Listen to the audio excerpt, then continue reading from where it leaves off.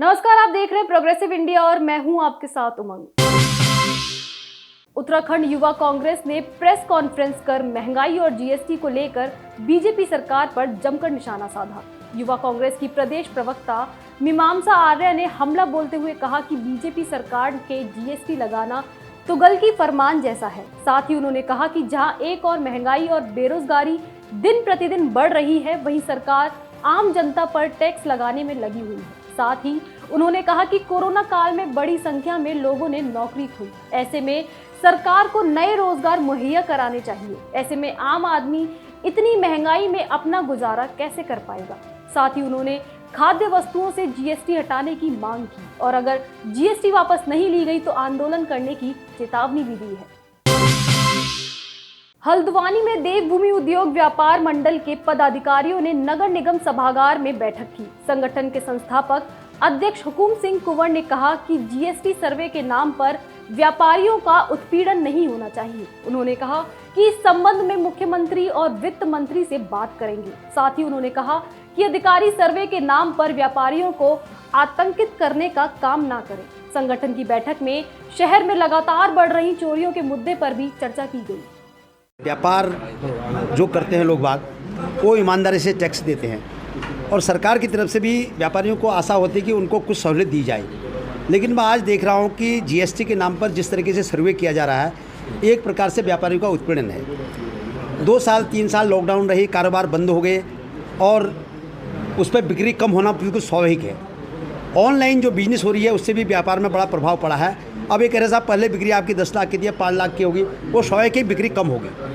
लेकिन उनको समझना चाहिए कि बिक्री कम क्यों हो रही है, इसके कारण ढूंढने चाहिए, विभागों को भी ढूंढने चाहिए, सरकार को भी ढूंढने चाहिए। लेकिन आम व्यापारी आज त्रस्त है, उनको सर्वे के नाम पर परेशान किया जा रहा है, जिसका हम घोर विरोध करते हैं। आज मीटिंग के माध्यम से भी उसकी हमने कड़े शब्दों में निंदा की। हम जल्दी ही जीएसटी के अफसरों को मिलकर इसका कड़ा विरोध जताएंगे। दूसरी ओर आप देख रहे हैं नगर के अंदर इतनी चोरियाँ हो रही है। अभी ट्रांसपोर्ट यातायात नगर में हमारे व्यापार मंडल के हरजीत चड्डा जी, इनकी दुकान में 2 दिन लगातार चोरी हुई। उधर और भी 12 ही ट्रांसपोर्ट थी और जगह कई जगह चोरी हुई। हमने एसपी सिटी से लेकर एसएसपी तक को इसको संज्ञान में लाने की कोशिश की। ये रात में कहीं पुलिस गश्त में नहीं दिखती है। मैं चाहता हूँ कि गश्त बढ़नी चाहिए। तीसरा, मैंने ये कहा कि आज शहर की जो व्यवस्था हो रही है वो बिल्कुल चरमरा गई है। न लॉ एंड ऑर्डर रह गया है, न पुलिस प्रशासन काम कर रहा है। तो मैं समझता हूँ कि व्यापारियों में बड़ा रोष है, क्योंकि व्यापारिक नगर है, यहाँ पर हर आदमी यहाँ व्यवसाय से जुड़ा हुआ है। तो मैं चाहता हूँ कि व्यापार मंडल बहुत शीघ्र ही मुख्यमंत्री के संज्ञान में और डीजीपी पुलिस के संज्ञान में और जीएसटी के जितने भी हमारे अधिकारी उनके संज्ञान में लाएंगे। अगर जीएसटी हमें परेशान करेगी तो हम असहयोग आंदोलन चलाएंगे। हम जीएसटी देना बंद कर देंगे। जो सरकार को जीएसटी दी उसको नहीं देंगे, क्योंकि व्यापारियों को चोर समझना ये बंद करें। व्यापार हम ईमानदारी से कर रहे हैं और हमें सरकार की तरफ से भी बड़ी आशा है कि वो हमारे नियमों को माने और उत्पीड़न व्यापारियों का नहीं करना चाहिए। हम कहना चाहते हैं आम जनता की जो जेब में कहेंगे डाका डल्ला उसको लेके देखिए, जीएसटी से दोनों को परेशान है, व्यापारी भी परेशान है, उपभोक्ता भी परेशान है। अभी सुविधा शुल्क लग रहा है रेस्टोरेंट में, लोग लड़ते हैं कारोबारियों से, साहब आप हमसे टैक्स ले रहे हो, सुविधा शुल्क ले रहे हो और आप हमसे टैक्स ले रहे हो। आज रोटी में इसमें टैक्स लग रहा है। हमारा उपभोक्ताओं से भी लड़ाई होती है इस बारे में। हम पर टैक्स पड़ रहा है, दूसरी तरफ उपभोक्ता परेशान है। यहाँ उपभोक्ता भी परेशान है और व्यापारी भी परेशान है। हम चाहते हैं कि हॉस्पिटल के कमरों में तक टैक्स लगा दिया जाए। आज टैक्स लगा दिया, अस्पताल में टैक्स लगा दिया है। आपका ये जीएसटी कहाँ लगा है, स्कूल की किताबों में लग गया है और आपका सुविधा शुल्क के नंबर छोटे छोटे जो धर्मशाले इनमें भी लगाया जा रहा है। तो हम का कड़ा विरोध करते हैं और सरकार से निवेदन करते हैं कि इस पर जल्दी संज्ञान लेना चाहिए, क्योंकि अफसरशाही सरकार को गुमराह कर रही है। प्रतिनिधिमंडल आपके जाएगा? हम बिल्कुल शीघ्र जाएगा। हम मुख्यमंत्री से भी इस बारे में हम शीघ्र टाइम ले रहे हैं। हम बात करेंगे पुष्कर सिंह धामी से, हम टाइम लेंगे, बात करेंगे उनसे हम। नैनीताल में हाईकोर्ट ने मुस्लिम समुदाय में 18 साल से कम उम्र की लड़कियों की शादी को अवैध घोषित करने संबंधी एक जनहित याचिका पर राज्य और केंद्र सरकार से जवाब मांगा है। आपको बता दें कि मुस्लिम कानून में 18 साल से कम उम्र की लड़कियों को शादी इजाजत है। ये जनहित याचिका youth bar association of India की ओर से दायर की गई है। मुख्य न्यायाधीश विपिन सांधी और न्यायमूर्ति RC कोलबी की खंडपीठ ने याचिका पर सुनवाई करते हुए केंद्र और उत्तराखंड सरकार को इस मामले में जवाब दाखिल करने का निर्देश दिया है। मामले का संज्ञान लिया। कोर्ट ने कहा ये एक बहुत महत्वपूर्ण मुद्दा है और राज्य सरकार और केंद्र सरकार को आदेशित किया कि वो अपना जवाब दाखिल करें, स्पष्टीकरण दें कि क्यों ऐसी व्यवस्था है। ये youth bar association of India, जो कि एक युवा वकीलों की संस्था है, इनके द्वारा ये पिटीशन दायर की गई थी, द्वारा सचिव सौरभ पांडे। और इस पिटीशन का उद्देश्य मेनली ये है कि जो चाइल्ड मैरिजेज हैं उसके आपने कानून बनाए हैं, child marriage prohibition act, but लेकिन उसमें कोई ऐसी प्रोविज़न नहीं है जिसमें कि इसके रोकथाम के लिए उचित दंडित कार्रवाई करी जा सके। तो एक कर्नाटका में अमेंडमेंट आया, उसमें उन्होंने पुलिस को डायरेक्ट किया कि भाई आप इस मामले का स्वतः संज्ञान लें। तो मुख्यतः हमारा ये है कि कोई भी किसी भी रिलीजन की कोई लड़की हो उसका आप बचपन नहीं छीन सकते। अगर आप उसको 18 साल से पहले परमिट कर देंगे शादी के लिए तो एक बहुत सारी कॉम्प्लिकेशंस, उसका एक्सप्लॉइटेशन होने की गुंजाइश है। एक तरफ आप पॉक्सो एक्ट ला रहे हैं, एक तरफ आप चाइल्ड वेलफेयर की बात करते हैं, दूसरी तरफ आप इस तरीके में इस अहम मुद्दे पे आप कोई संज्ञान नहीं ले रहे। 2021 में आपने एक बिल पास किया जिससे कि केंद्र सरकार ने कहा कि हम इसमें अमेंडमेंट ला रहे हैं। उस अमेंडमेंट के द्वारा आप यूनिफॉर्मिटी लाना चाहते हैं चाइल्ड एज के रिगार्डिंग की किसी भी धर्म की कोई भी लड़की जो है वो 21 साल से पहले उसको नहीं शादी करी जाए, उसको परमिट नहीं किया जाए। और दूसरी तरफ आप उस पर कोई अपना कंक्रीट लॉ नहीं ला रहे हैं। डिफरेंट व्यूज़ आ रहे हैं। Delhi high court, Allahabad high court जो है उनके व्यूज़ जो हैं वो इसके अगेंस्ट हैं, और पंजाब हरियाणा हाई कोर्ट जो है वो प्रोटेक्शन ग्रांट कर रही है। नैनीताल हाईकोर्ट ने हल्द्वानी में ब्लैकमेल कर शादीशुदा युवती के साथ शारीरिक शोषण करने के मामले में कांग्रेसी नेता तरुण की एंटीसिपेटरी बेल याचिका को खारिज कर दिया है। न्यायमूर्ति रविंद्र मैठाड़ी की बेंच ने कांग्रेसी नेता तरुण की एंटीसिपेटरी बेल पर अंतिम सुनवाई के बाद राहत देने से इनकार कर दिया। इसके बाद कांग्रेसी नेता तरुण को सरेंडर करने के अलावा कोई विकल्प नहीं रह गया है। आपको बता दें कि कांग्रेसी नेता तरुण पर साल 2018 से गन पॉइंट पर शादीशुदा युवती के साथ जबरन शारीरिक शोषण करने के साथ ब्लैकमेलिंग का आरोप लगा है। में एक मैटर हल्द्वानी का ये था कि एक तरुण सा नाम का अभियुक्त है जिसके द्वारा एक पीड़िता को लगातार वर्ष 2018 से जो है धमका के पिस्टल के दम पे और अन्य सोशल बाइकाट करने के नाम पे उसको धमकाकर उसको लगातार उसका बलात्कार किया जाता रहा। और जब उसकी अब एफआईआर की गई तो उसके विरुद्ध ये यहाँ पर आए हुए थे अपनी अरेस्ट सिस्टम के लिए। उसमें आज सुनवाई हुई और सुनवाई के उपरांत जो है ऑनरेबल कोर्ट ने एक डिटेल्ड ऑर्डर से उनकी एंटीसिपेटरी बेल एप्लीकेशन खारिज कर दी। और माननीय उच्च न्यायालय ने सुनवाई के दौरान पाया कि लगातार पीड़िता को जो है न केवल अभियुक्त के द्वारा जब जगह धमकाया जा रहा था, उसका पूरा परिवार उसको फोर्स कर रहा था कि अपनी एफआईआर वापस ली जाए।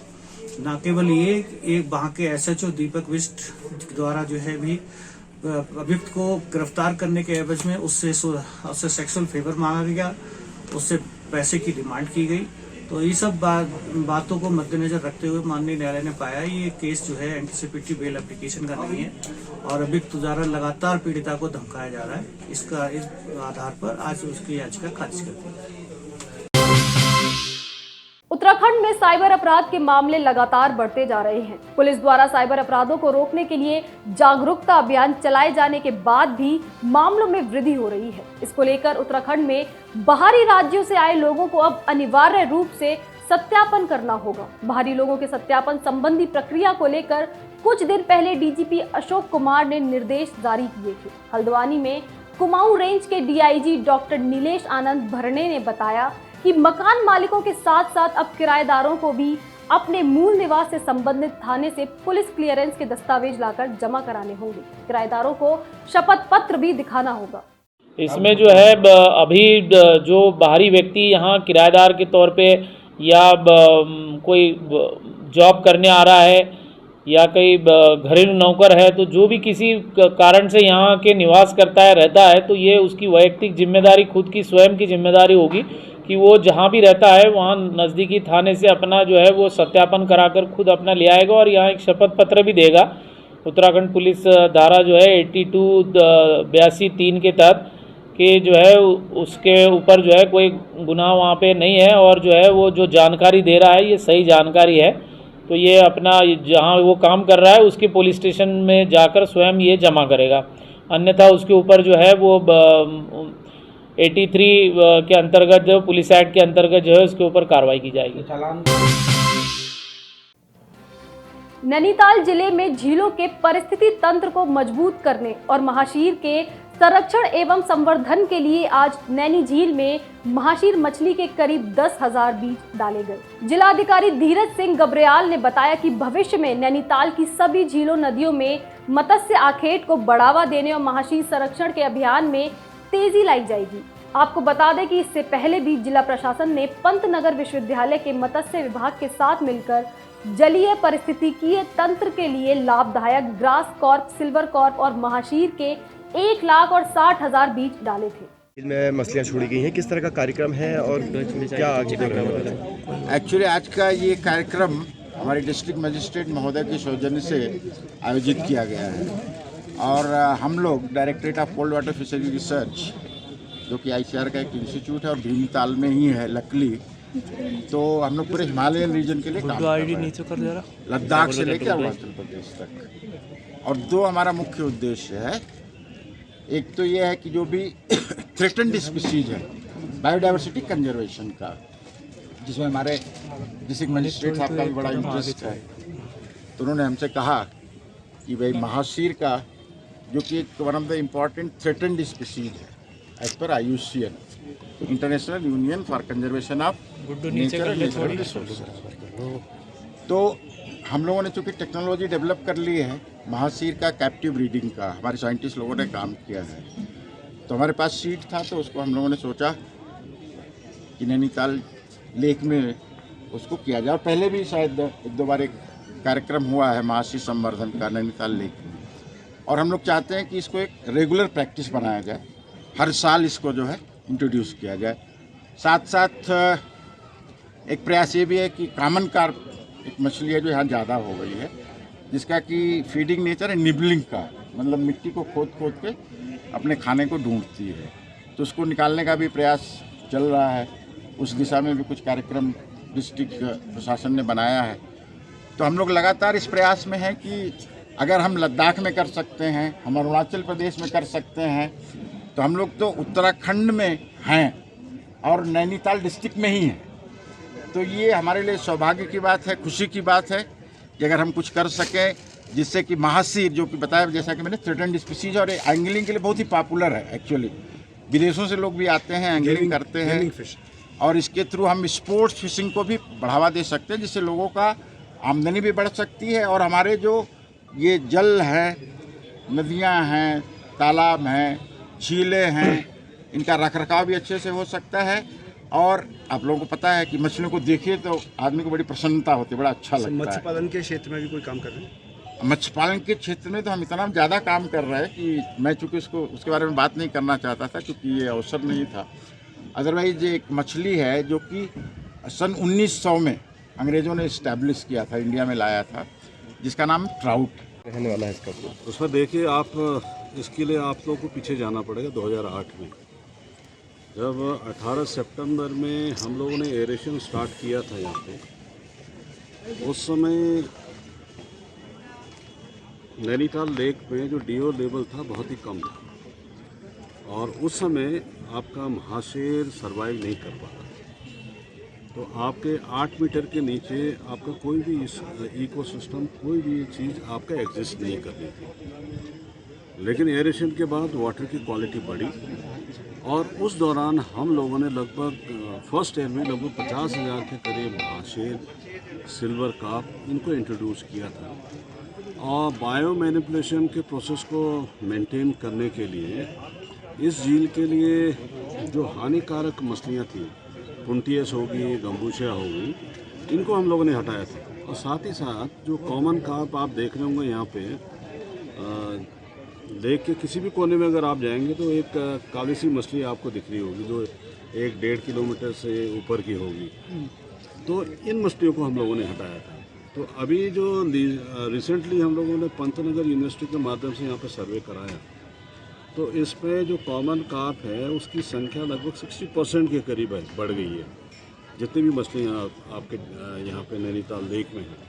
तो उसको भी हम लोग धीरे धीरे हटा रहे हैं, एक साथ नहीं हटाएंगे, लेकिन सिस्टमेटिक वे में वो मछलियाँ जो 1 किलो से ऊपर हो चुकी हैं और जो ब्रीडिंग कर सकती हैं, तो वो उन मछलियों को हटाएंगे। जैसे अभी डायरेक्टर साहब ने बोला कि कॉमन कार्प की एक आदत है, अगर खाना ढूंढने के लिए वो निबलिंग करती है, आपके लेक के चारों तरफ जो ज़मीन है, मिट्टी है, उसको खोदती है।